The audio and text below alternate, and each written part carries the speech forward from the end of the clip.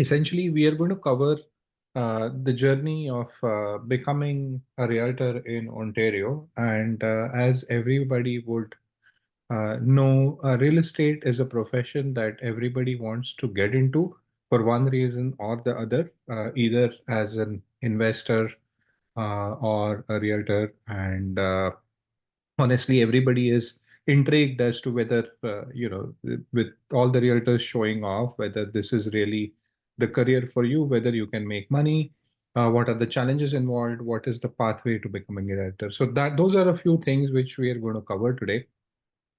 This presentation is divided into four parts. We will talk about real estate as a career. Then we'll talk about pathways to becoming a realtor in Ontario and keys to success in this profession. And then we will go on to question and answers. Before I start, I wanted to thank Udit for organizing this session. Thank you so much, Udit. And the second thing which you should all remember is real estate in Canada is a profession that is controlled by provinces. So there is no nationwide licensing system. Every province has its own licensing system. But if you're a realtor in one province, it's not very difficult to become a realtor in another province. You can always give the challenge exams and go to that path. But that is something which we are not covering today. We are only going to talk about real estate as a career in Ontario. So let me talk a little bit about Ontario's real estate landscape. Essentially, when we talk about real estate, there are two things which are prevalent in Ontario's real estate.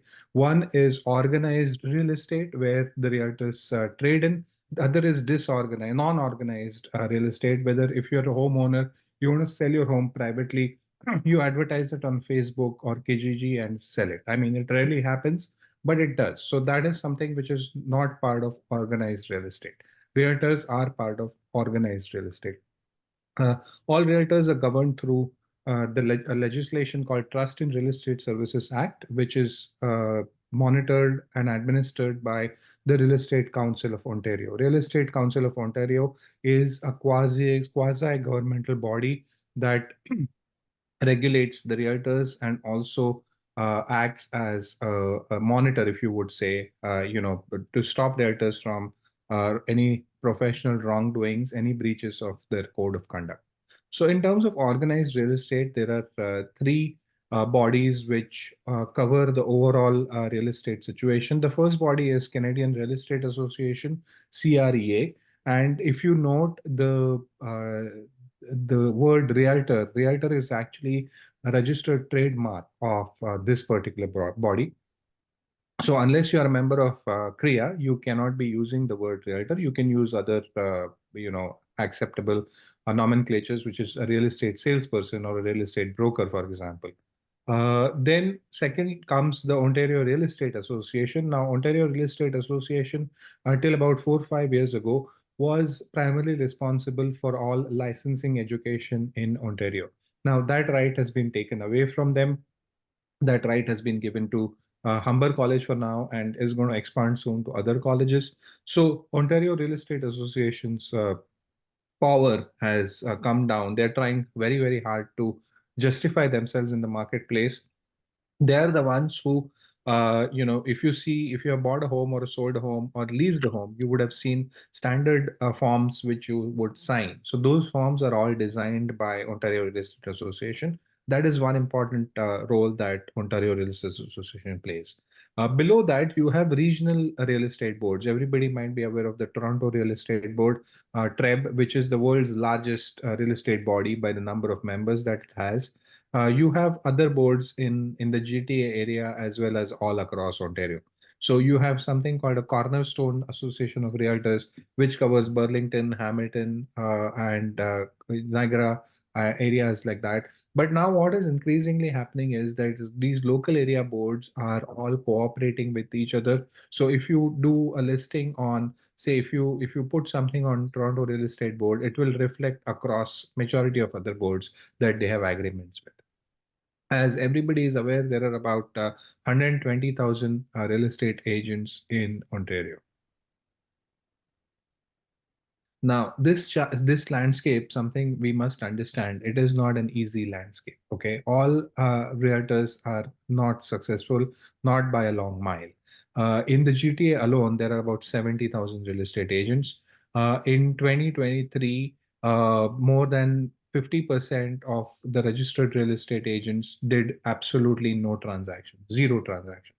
So all they did was pay the fees annually to maintain their license in the hope that they might be able to get one deal someday and recover this money. 2% agents did 51 or more deals. So this is how challenging this landscape is. Everybody wants to be in the top 2%, but nobody takes the effort to reach there. I mean, that is the sad truth.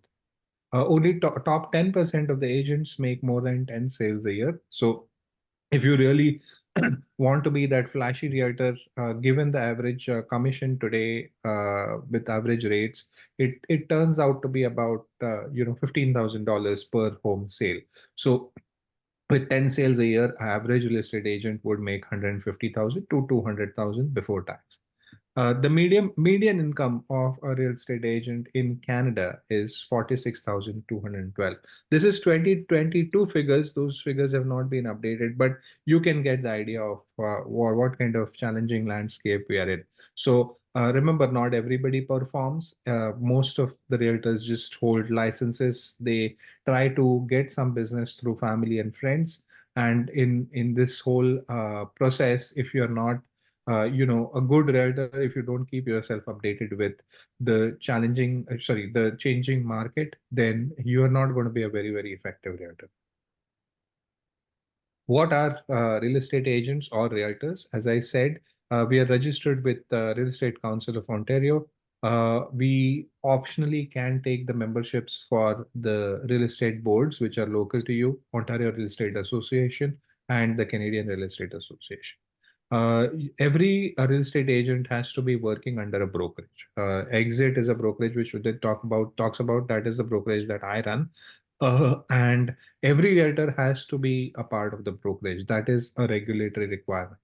Uh, Realtors are independent contractors. There are a few salaried real estate jobs with builders, but those might not comprise even of 2 to 5% of the total real estate population.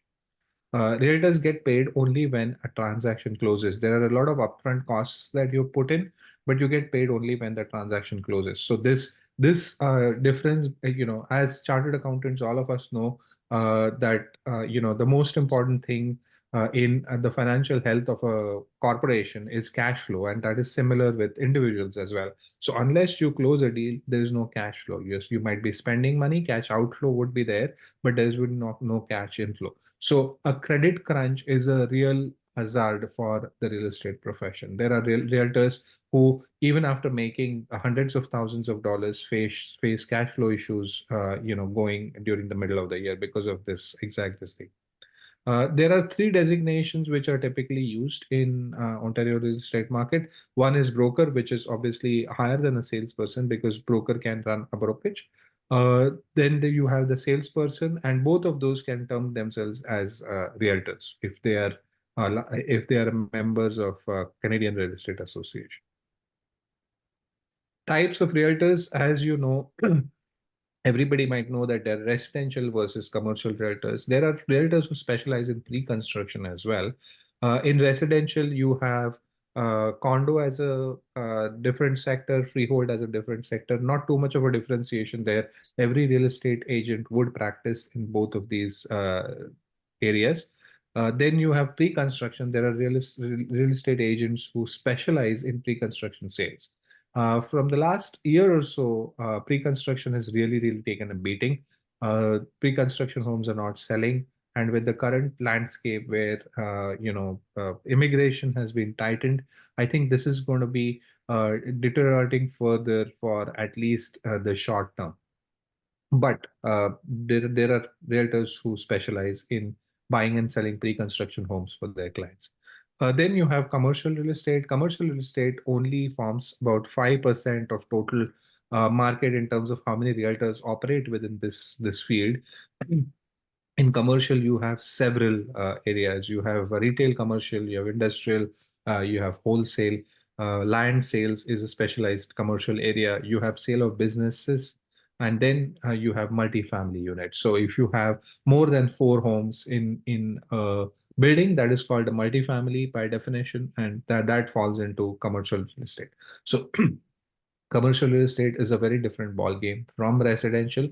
It is more challenging, but as a chartered accountant, if you are going to become, if you aspire to become a real estate agent, this might be a good field for you to consider. Sorry, because it involves a lot of calculations in the sense that you have to do a lot of financial analysis to make sure that you're advising your client well.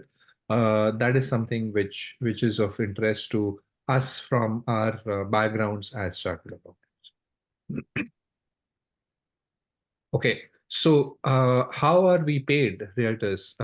We have ongoing costs. These ongoing costs include RECO registration and insurance, which can run. These are current costs. They go up year by year.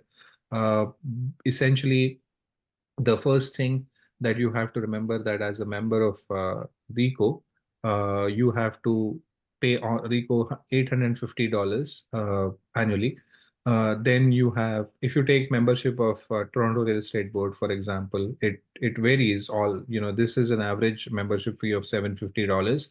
Then you have annual CREA and OREA fees, which are about $1,080. So you can easily set back by $2,500 before you do one deal. Yeah.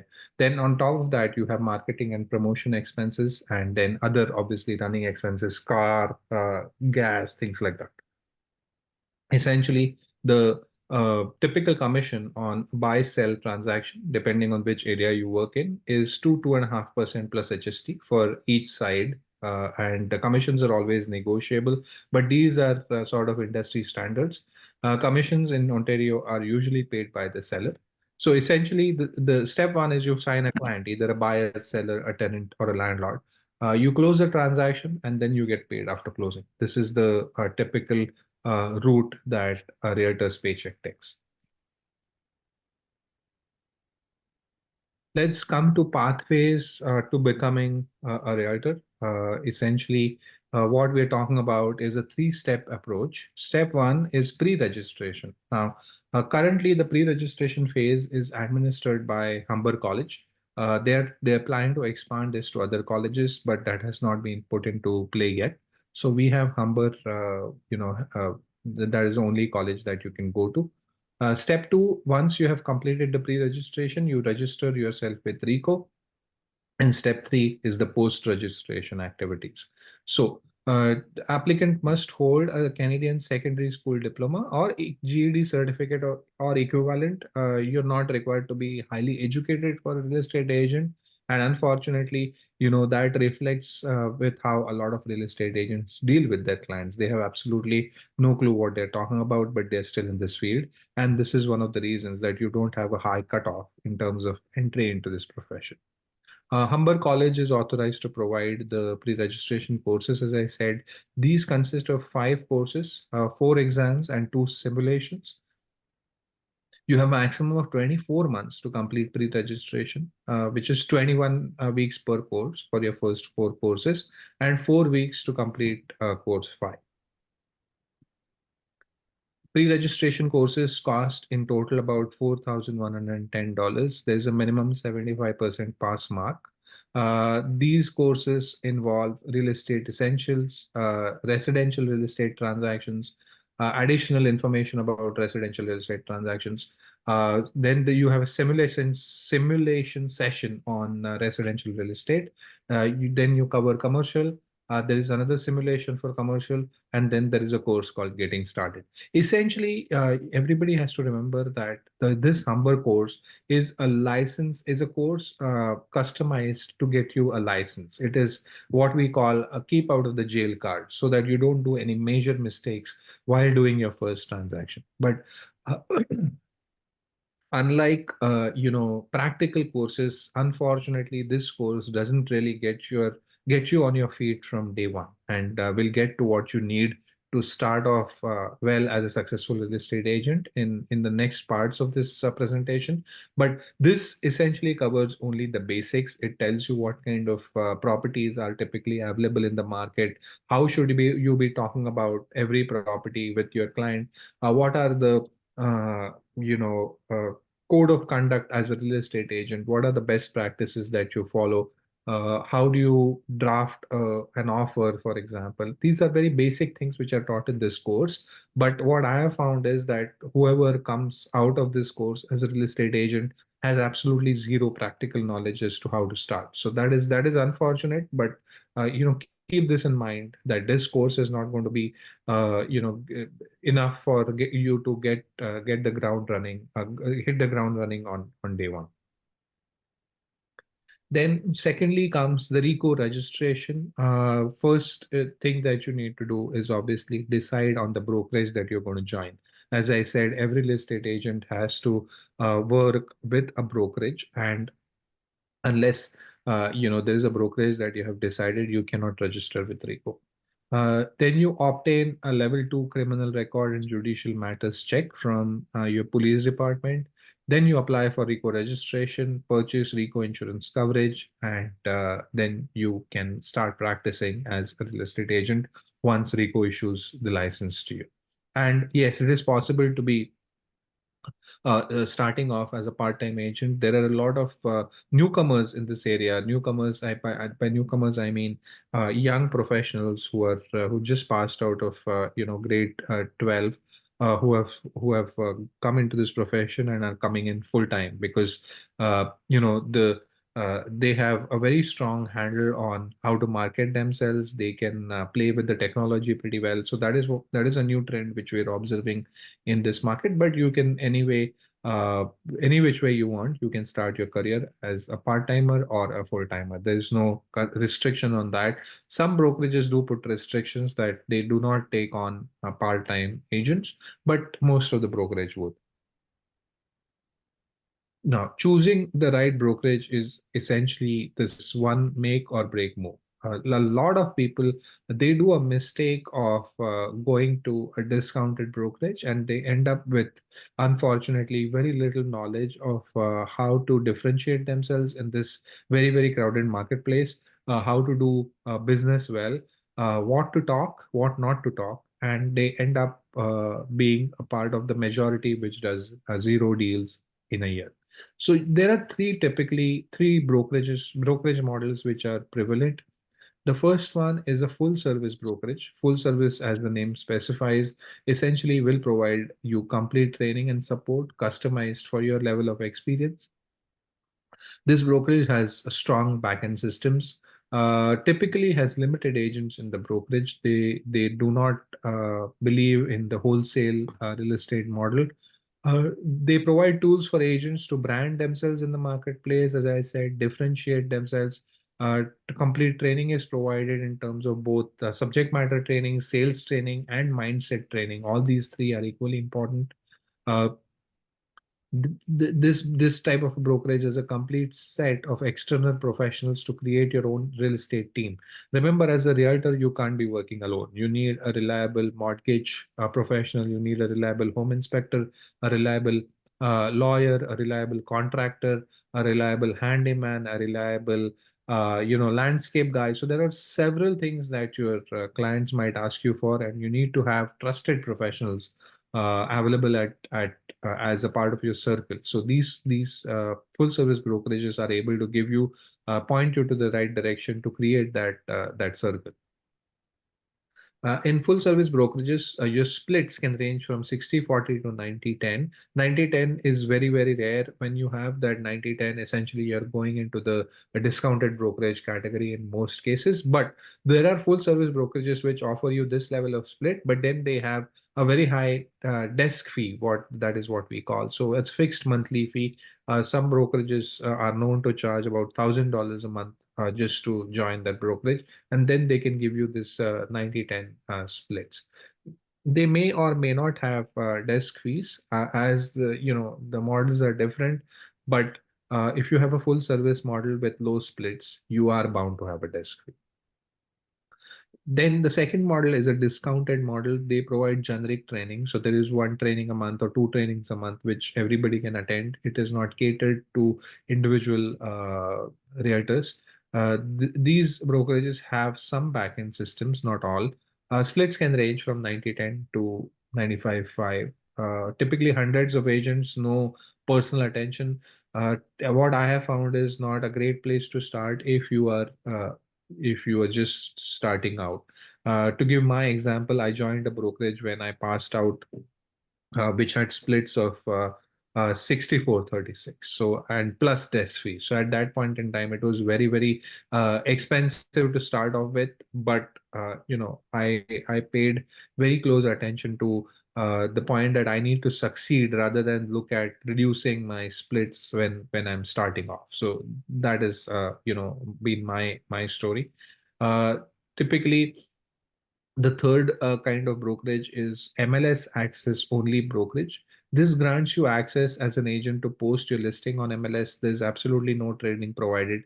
Typically, I'm not sure. Some of you might have heard of things like Purple Bricks. Purple Bricks was a no fee brokerage. So they will have you. They might have you as an agent. They'll give you MLS access only. There's no training, no backend systems, hundreds of agent, and will have desk fees because that is the only way they make money. Let me give you the example of Exit because that is the brokerage I run. So I can tell you about how I run this full service brokerage that we have. We provide absolutely total support to our agents. We personally guide you in every aspect of your business whenever you need. For example, we take people out door knocking. We practice buyer consultations with them, listing appointments with them, and continually bring in new aspects to train them on. We have our own lead generation systems through a third party. Usually, we do get one buyer lead a week. Historically, these lead conversions are about 15% and they're agent dependent. There is an absolute complete backend support. There is an opportunity for growth and empowerment. This training and support for expansion into commercial real estate for all of our agents. Uh, It is encouraged that you enhance your community influence by becoming a specialized trainer in the field of your choice. And the training is given to you to become a trainer. And essentially, when you become, specialized into your field, there are opportunities. There are a lot of realtors who go on to become industry influencers, trainers. They give, they train tons of people, and they create their own um, source of, alternative. Income streams. Then we have lunch and learn sessions with several partners in this industry. We have an exclusive tie-up with a mortgage company that can qualify people with A lenders with minimum down payments. So this gives our agents an additional market segment to target. So these are the things which I'm telling you because this tells you what a full service brokerage can provide their agents versus a non-full service brokerage. So we have, again, our technology is all in-house. If your clients have problems with closing, we have access to private funds. We have exclusive access to private off-market distressed properties that our agents can market and make money like that. We do not have desk fees. Our splits are 70-30 for the first 100,000, 90-10 after that. So this is an example of how typically a full service brokerage works.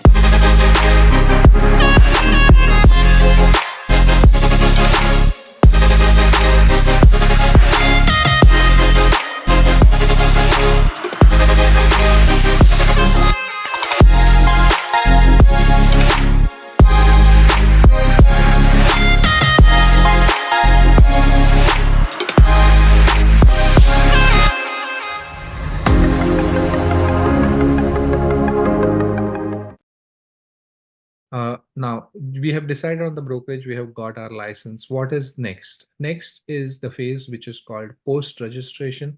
Once you're licensed with RECO, you must finish this stage within 2 years of registration. There is an e-learning compliance module involved. It costs $345.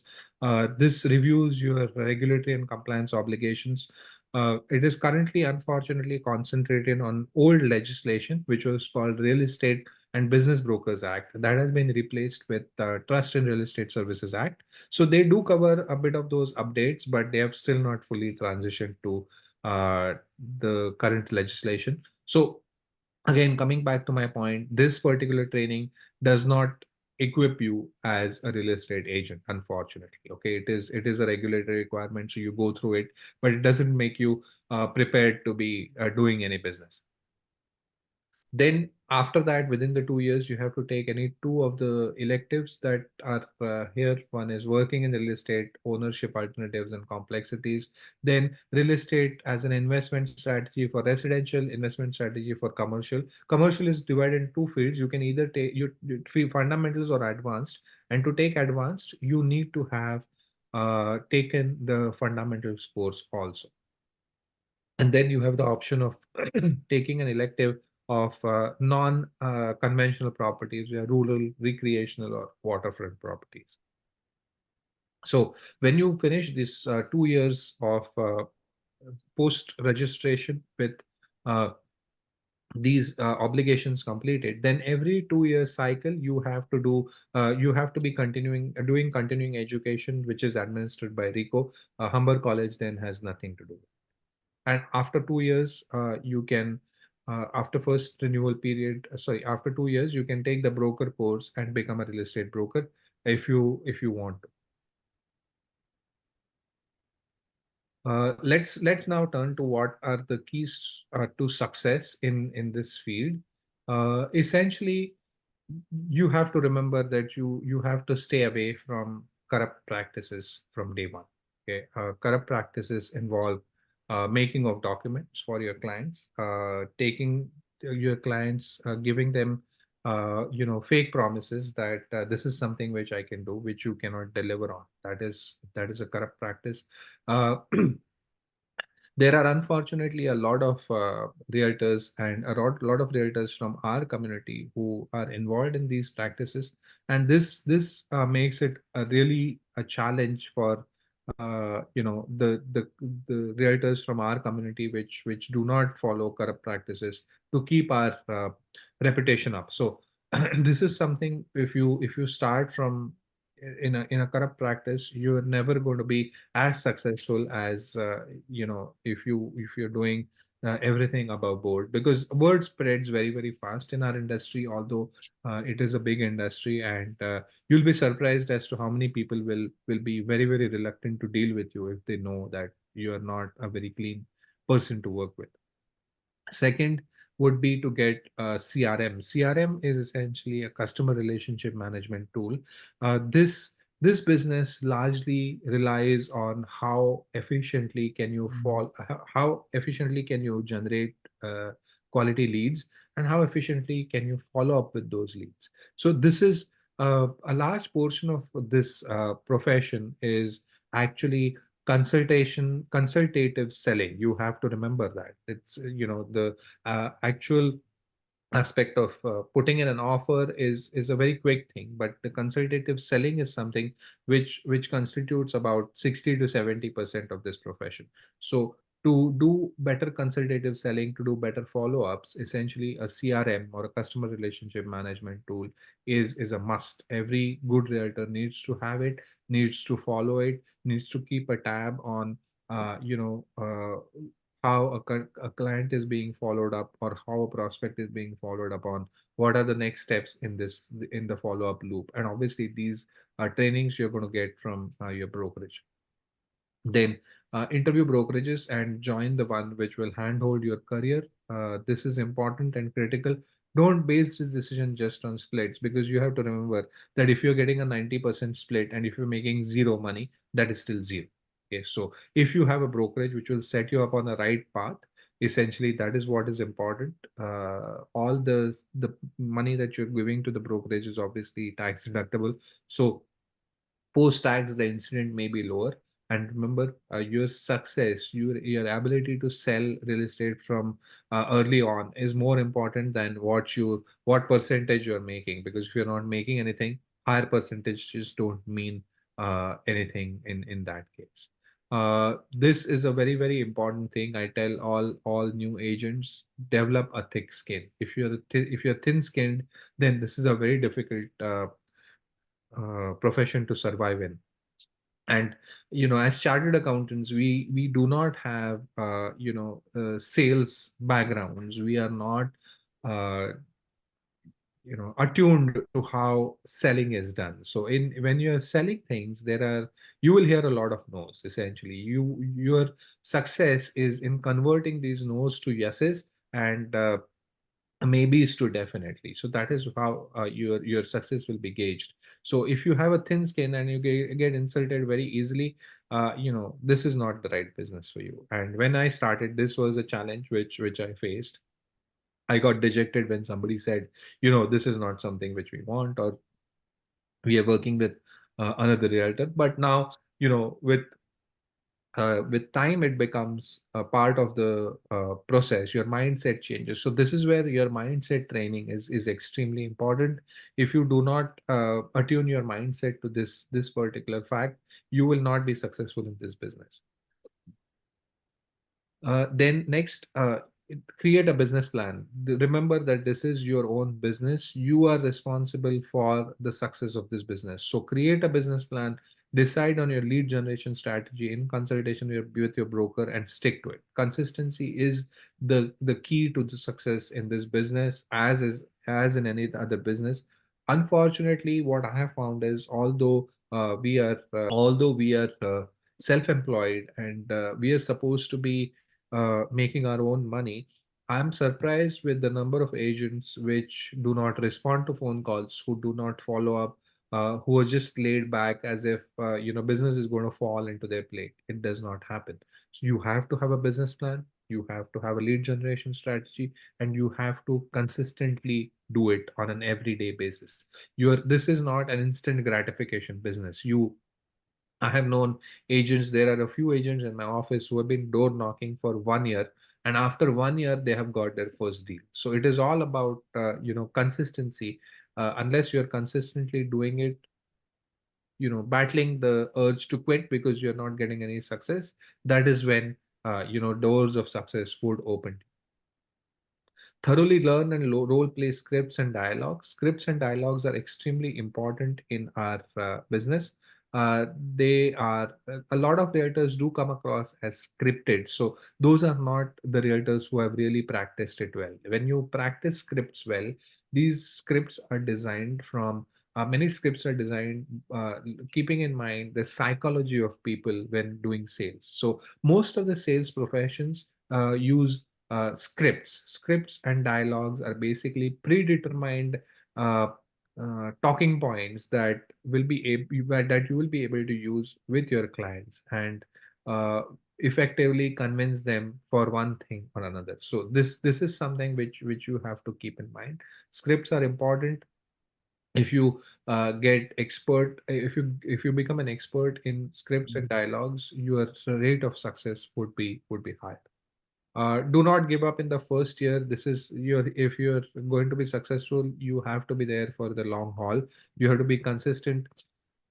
There might not be any success in the first year of this business. uh, Follow up and follow up more. As I said, don't give up because the client is not calling you back. The clients are never going to call you back. You are the ones to follow up.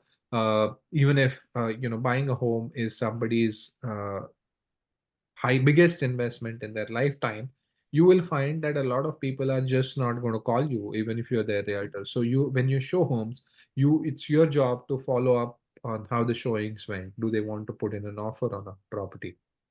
Similarly, with if you're listing a home, it is your job to follow up and give them feedback as to how many showings are happening. If an offer comes in, it is your job to follow up with that offer, make sure that your seller understands it. So you'll be surprised as to how many people think that because they are signed up with somebody, those clients will take the initiative. No, clients are never going to take the initiative. As a real estate agent, it is your job, if you want to be successful, to follow up and follow up more with leads, your clients, with everybody. Keep learning. If you're a realtor, if you want to be a realtor, visit all open houses in your area.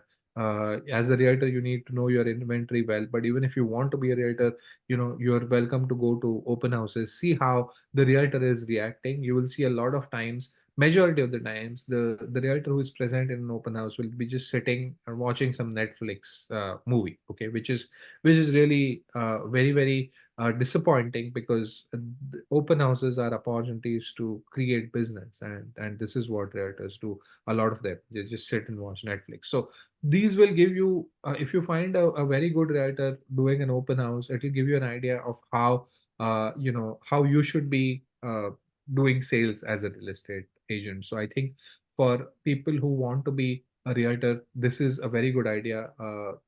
Visit open houses, have a chat with the real estate agents, see what kind of houses are available, how they're priced. Then there are a lot of apps today which tell you, how much that house sold for. House Sigma. You have other apps, Zolo. So see how much that house sells for. Get an idea of how the market is behaving. It is very, very educative. It also gives you an idea whether you want to be in this business or not. Once you are a broker, once you're a salesperson, it is your job to know your area inventory very, very well. Attend online courses, whatever are available. Attend in brokerage trainings. Keep yourself abreast with the latest happenings in this industry. And most importantly, do not engage in corrupt practices. Be honest, be upfront. And there are a lot of people who are successful, having been very, very honest in this business. Now that's it from my end. I think I have covered a lot of ground. Let me open this up. If there are any questions and answers, I'm very, very happy to answer. So in case anyone has any questions, you can just unmute yourself if you want to have a question directly with Tanmay. I think no questions. I think. Uh, yes, Sujesh. Sujesh, can you unmute yourself? Sorry. Yeah. Thank you. Thank you, Tanmay, for the wonderful session, first of all. In one of the slide, you touch based on the post-registration course. So is it that mandatory? Is it a mandatory course that you have to Yes. take that after every frequency? No. So the courses that you take post registration in the first cycle of 2 years are different. In the what I showed you was the courses that you need to take in the first 2 year post registration cycle. After Okay. that, as I said, after that, in every 2 years, there are continuing education courses which are offered by the Real Estate Council of Ontario, and that those are the ones that you take to maintain your license. Okay, got it. And one more question. It's regarding, I mean, I don't know whether you actually covered that point or maybe I missed it. The financing options, which we as a real estate agent or broker convey or try to sell to the seller, to the buyer, to buyer of the property. Do we actually get involved in that somewhere, or is it something which is taken care by a mortgage agent or by a financial consultant? No. So my advice is go with what your client would trust you with. Okay. Some clients do want you to get involved in helping them with financing. Some clients you want you to do nothing with their mortgage agents. So these are the things which you need to be clear on with your clients. If your clients are okay with you getting into, you're obviously, as a professional, give out your trusted mortgage advisors, contact details to your clients if they want that. But after that, be guided with what your clients want. A lot of times clients are not comfortable with you interacting with their mortgage guys, because the mortgage guys are privy to a lot of confidential financial information about them, which you are not. So just know how much they qualify for, if there are any special considerations that your mortgage guy or the mortgage guy that they have chosen wants to keep in mind, and be guided accordingly. Okay. But in commercial real estate, for example, there are a lot of most of the times the financing is arranged as a commercial agent by me. So the clients have no clue as to how financing in commercial works. So that is something which I do for them. But in the residential, I'm guided by what my client tells me. Okay. Another question is, even before getting the license, can I work as a broker, as a freelancer, or for a company before getting the license itself? No, you cannot. So you can essentially work for a bidder Okay. if he or she takes you as a salesperson, but without getting a license, you're not authorized to do any transactions in real estate in Ontario. All right. Okay, I think that's it from my side. Good session, Tanmay. Thank you. Thank you. And there is another question from Karan. Is it common for a realtor to do backward integration and get into a land development and construction business? How complex is it to be developer instead of being a seller? So, do you mean how complex it is to be the developer instead of being a realtor?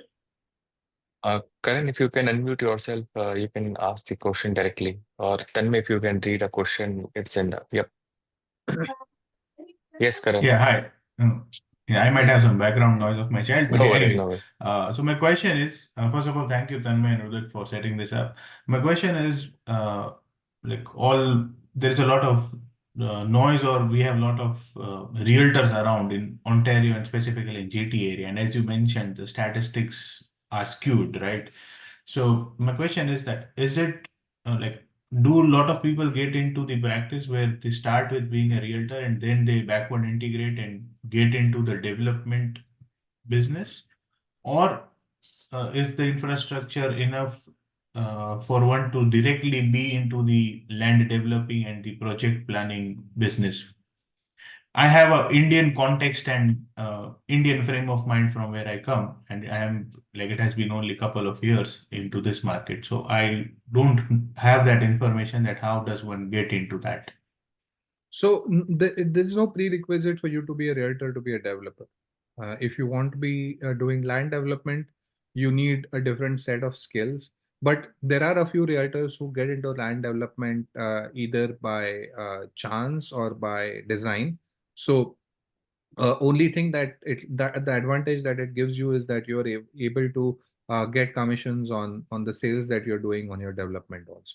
But I think personally, land development is a very, very complicated field, especially in Ontario, because you have to pass through a lot of hoops, and the approval process itself is extremely bureaucratic. It takes a long, long time to get necessary approvals and get the designs passed. Mm. So it is a different set of challenges. If you want to be a land developer, I would say that concentrate on land development rather than getting a real estate license. It doesn't add any value to you as a land developer. But I Thank you personally so believe much. like it Appreciate will, it. but yes, I personally believe like if you start with the realtor, if I'm not sure if that was current questions. But if you start as a realtor, definitely you go to multiple places, you look into the multiple houses, and from there you will get to know about how the market runs, what are the places from where you can do a development. You can certainly engage a realtor for that and then go into it.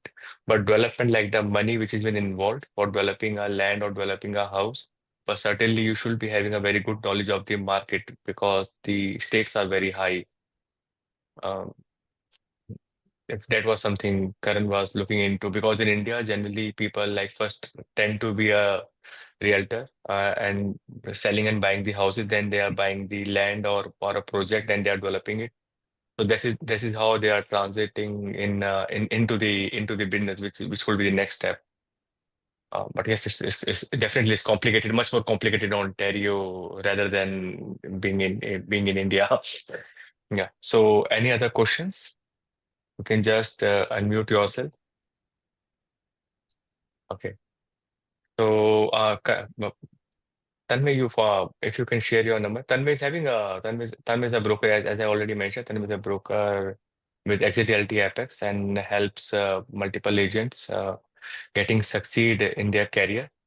You can directly reach to Tanmay. I will be dropping his number and email and all the details in the group, so you can directly get in contact with Tanmay if you want to pursue your career in real estate. And definitely he can. I will request Tanmay if he can have his time or a slot for each one from Indocanda Professionals to guide him personally. Yeah, for sure. No Thank problem. you. If anybody has Thank any you. questions, want to be guided, feel free to call me. Thank you, Udit, for arranging this Done. session. And Done. Thank you. drop my contact number. No problem. Thank you. Thank you. Thanks all participants. Thanks, Tanmay.